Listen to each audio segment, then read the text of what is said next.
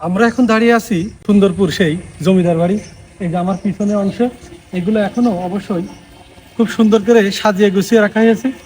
এই পাশে আছে, এই পাশের ভবনটা এখনো অনেকটাই পুরাতন হয়ে গেছে।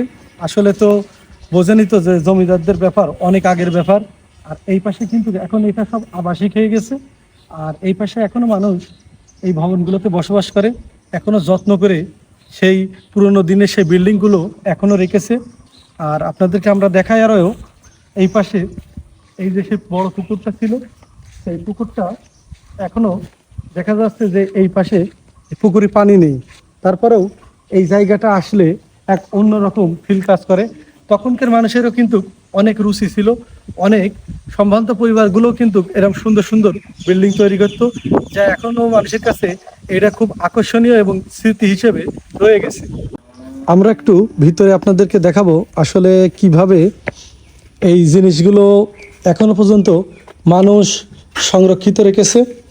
আসলে মানুষের রুচি তার বহিঃপ্রকাশ। আমি এখন ভিতরে অবস্থান করছি। এই বাড়িটা থেকে কিন্তু এই যে এই পাশে বসার কিন্তু জায়গা আছে, আপনারা আসলে বসতে পারবেন।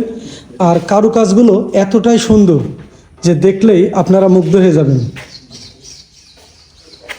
আসলে অসাধারণ কিছু কারুকাজ প্রতিটা মানুষেরই কম বেশ থাকে, তবে সেদিনকার মানুষের জন্য বা সে সময় মানুষের রুচিটাও কিন্তু অনেক ভালো ছিল।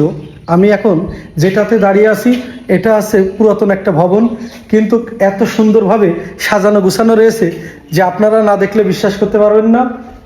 আসলে প্রতিটা মানুষেরই কিন্তু একটা ভালো রুচি থাকে, এটা তার বহিঃপ্রকাশ। সেই সময় মানুষের ব্যবহার করার জন্য এই সিন্দুকগুলো ব্যবহার করা হতো।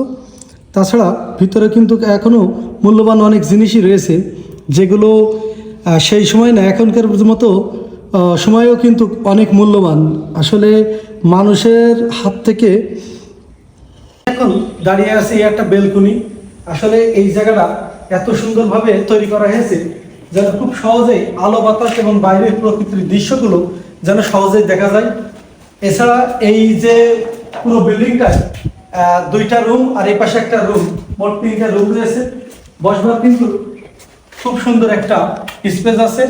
যারা এখন আপনারা দেখতে আসবেন তারা কিন্তু এই জায়গায় বসে কিছুটা সময় বিশ্রাম নিতে পারেন। এছাড়া কিন্তু এই পাশেও চেয়ার টেবিল দুইটা দেওয়া আছে।